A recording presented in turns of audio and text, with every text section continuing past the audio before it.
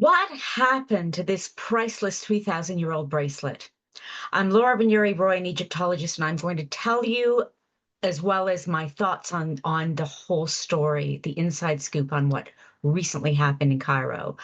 Now, you know how much I love that museum in Cairo. Those of you who know me, those soaring ceilings, the dusty old cabinets, and you can almost hear footsteps in the gallery. It's such a magical place.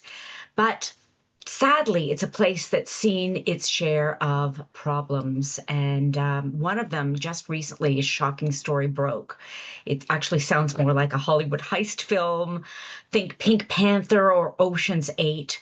But here's the deal. September 9th of 2025, this 3,000-year-old bracelet, it's gold and lapis, once worn by Pharaoh Amenemope.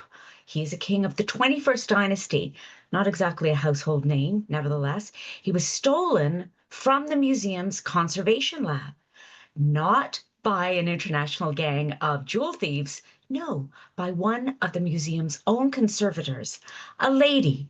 Yes, an inside job. She apparently used a distraction trick to get the bracelet out of the safe. They didn't have any video cameras in the conservation lab. What kind of distraction technique? Did she suddenly faint, feign an illness, yell fire, pull up her shirt? That would be shocking.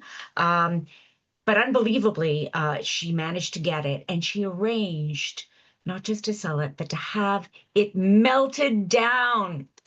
Melted. Oh my goodness, this priceless piece of Egypt's history was sold off in Cairo's goldsmith district for the equivalent of just 4,000 US dollars.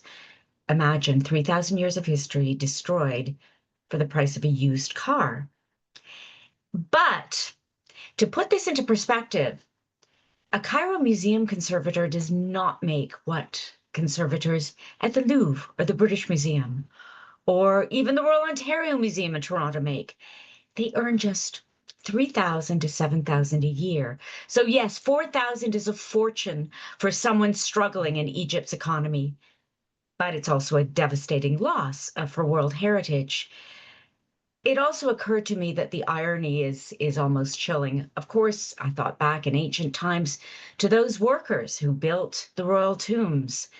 Yes, they also turned to theft during hard times, and they robbed the Valley of the Kings, melting down the treasures. Yes, it was the ancient people, not just the European colonialists coming in and stealing things. It was the ancients in bad times. Here we are 3 millennia later with history repeating itself in modern Cairo, struggling with a poor economy, really since the time of Nasser. So this bracelet belonged to Amenemope. He was a rather obscure king of the 21st dynasty, and he was buried at Tanis.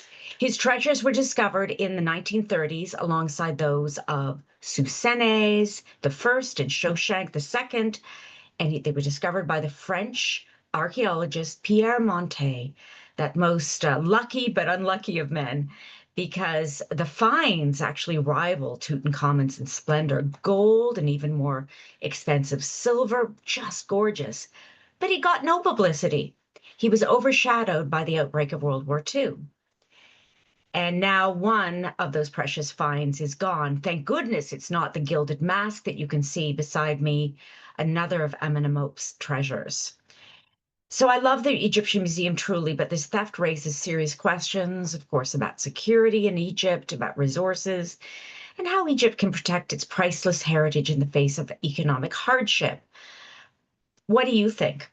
Should Egypt do more to secure its antiquities?